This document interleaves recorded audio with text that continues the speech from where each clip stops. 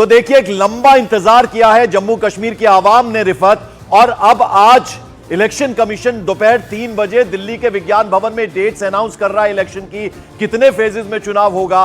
पूरा चुनाव आयोग की टीम ने दौरा किया था और फिर गृह सचिव से मुलाकात की थी 14 तारीख को, और आज शाम को दोपहर को 3 बजे प्रेस कॉन्फ्रेंस होने जा रही है। देखिए पंकज, जिस तरीके से हमें इनपुट्स मिल रहे हैं उसके मुताबिक सितंबर के आखिरी हफ्ते में पहला फेज हो सकता है, और नॉर्थ कश्मीर में पहले इलेक्शंस होंगे कश्मीर सूबे में, और जम्मू में भी सितंबर के आखिरी हफ्ते में ही कुछ असेंबली सेगमेंट्स में चुनाव हो सकते हैं, जो अभी हमें इंफॉर्मेशन मिल रही है सूत्रों के हवाले से।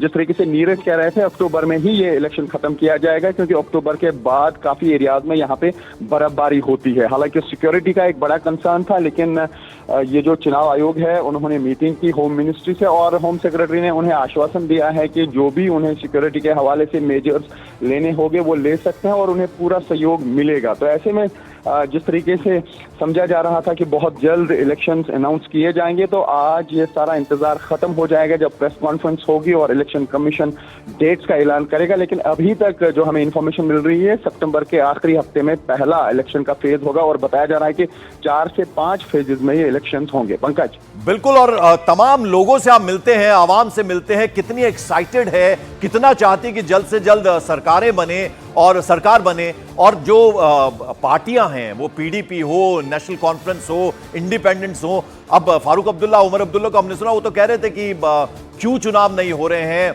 और अगर सब कुछ ठीक है तो चुनाव क्यों नहीं करवा लेती केंद्र सरकार। तो अब कहीं ना कहीं अब ये जवाब है, आज प्रेस कॉन्फ्रेंस होने जा रही है। रिफत पंकज, 2014 में असेंबली इलेक्शंस हुए, तब से आज तक असेंबली इलेक्शंस नहीं हुए। हालांकि पार्लियामेंट इलेक्शंस 2019 में भी हुए और रिसेंटली भी हुए। तो ऐसे में सब लोग सवाल पूछ रहे थे कि आखिर असेंबली इलेक्शंस क्यों नहीं हो रहे हैं।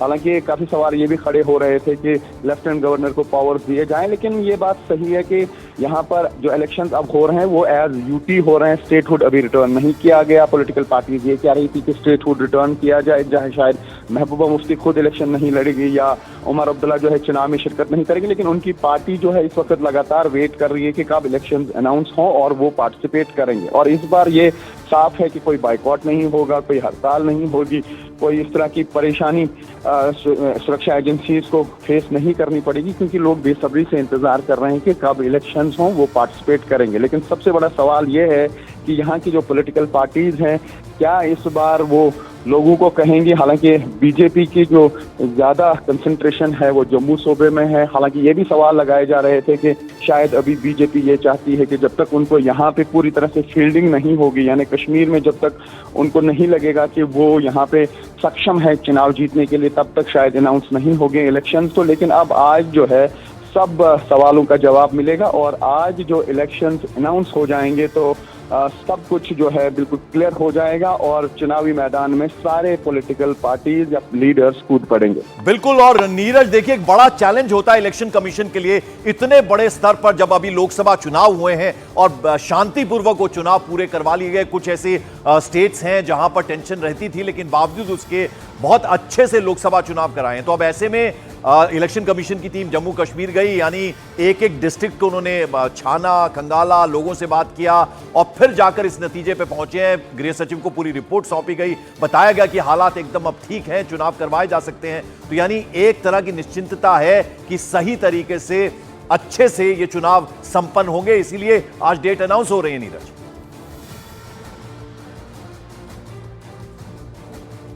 नीरज मेरी आवाज मिल रही है आपको? चलिए नीरज के पास हम जाएंगे। रिफत, ये सवाल मैं अगर आपसे भी पूछूं, देखिए इलेक्शन कमीशन की टीम आई थी, एक एक डिस्ट्रिक्ट का उन्होंने दौरा किया, और जो जितने भी चुनाव में लोग इन्वॉल्व होते हैं उनसे बात किया गया, एडमिनिस्ट्रेशन से बात किया होगा, पुलिस से बात किया होगा, एलजी से मिले होंगे, और फिर गृह सचिव को रिपोर्ट सौंपी है। यानी हालात ठीक है, चुनाव करवाए जा सकते हैं शांतिपूर्वक तरीके से, तब जाकर आज डेट्स का अनाउंसमेंट हो रहा है। रिफत जी बिल्कुल, जिस तरीके से यहाँ पे श्री अमरनाथ जी यात्रा चल रही थी, तो सिक्योरिटी बहुत ज्यादा डिप्लॉयमेंट उस चीज के लिए थी, क्योंकि अब श्री अमरनाथ जी यात्रा जो है मुकम्मल हो गई है, 15 को वो यात्रा मुकम्मल होती है, और उसके बाद जो भी यहाँ पे डिप्लॉयमेंट थी सिक्योरिटी फोर्सेस की, उसको इलेक्शन के लिए इस्तेमाल किया जाएगा। यानी कि यहाँ पे अब ट्रूप्स को वापस नहीं भेजा जाएगा, चाहे वो बीएसएफ हो, सीआरपीएफ हो या बाकी अन्य सुरक्षा बल हैं पैरामिलिट्री फोर्सेस के, उन्हें यहाँ ही रखा जाएगा। और जिसको भी सिक्योरिटी की जरूरत होगी, किसी लीडर को किसी पॉलिटिशियन को उसको दी जाएगी, और जहां जहां पे भी पोलिंग बूथ के इर्द गिर्द सिक्योरिटी का कवर जरूरत होगा वहां पे उनको यूज किया जाएगा। तो जिस तरीके से हाल ही में आपने कहा कि जैसे में आपने कहा कि यहाँ पे हाल ही में इलेक्शन कमीशन की टीम आई थी, तो उन्होंने पॉलिटिकल पार्टी से बात की और हर कोई पॉलिटिकल पार्टी यही चाह रही थी कि इलेक्शंस यहाँ पे हों और जल्द से जल्द हों।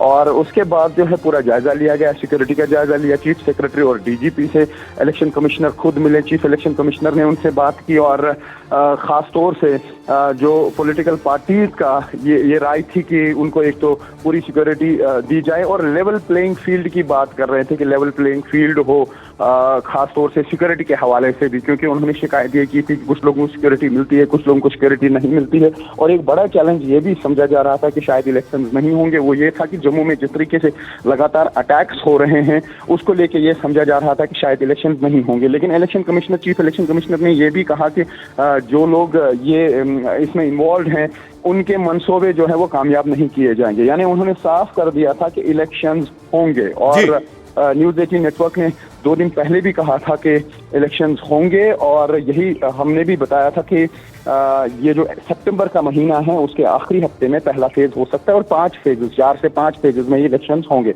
अब देखना होगा कि इलेक्शन कमीशन ऑफ इंडिया किस तरीके का शेड्यूल लेके सामने आएगी। और जैसा मैंने कहा कि यहाँ पे नवंबर या दिसंबर के महीने में बर्फबारी होती है, तो ऐसे में जैसे नीरज भी बता रहे थे कि अक्टूबर के महीने में ही कंक्लूड होगा जम्मू कश्मीर का इलेक्शन। बिल्कुल, चैलेंज नीरज कितना भी बड़ा हो, लेकिन इलेक्शन कमीशन एक्सेप्ट करता है। कितने बड़े पैमाने पे इतना बड़ा देश, इतना बड़ा लोकसभा चुनाव सही तरीके से संपन्न हुआ, और अब नई सरकार मिली है, प्रधानमंत्री नरेंद्र मोदी तीसरी बार प्रधानमंत्री बने हैं, तो उस चैलेंज को एक्सेप्ट किया इलेक्शन कमीशन ने। और जाहिर बात है जम्मू कश्मीर, वहां सिक्योरिटी एक बड़ा कंसर्न रहता है, लेकिन टीम ने वहां दौरा किया, एक एक डिस्ट्रिक्ट गए, जो चुनाव अधिकारी, एडमिनिस्ट्रेशन, पुलिस, लेफ्टिनेंट गवर्नर से मुलाकात की, फिर गृह सचिव को रिपोर्ट सौंपी है, तो तब जाकर अब इस नतीजे पे पहुंचे कि इलेक्शन कमीशन आज डेट्स अनाउंस करने वाला है, कितने चरणों में चुनाव होगा, ये सब आज ऐलान हो जाएगा। नीरज।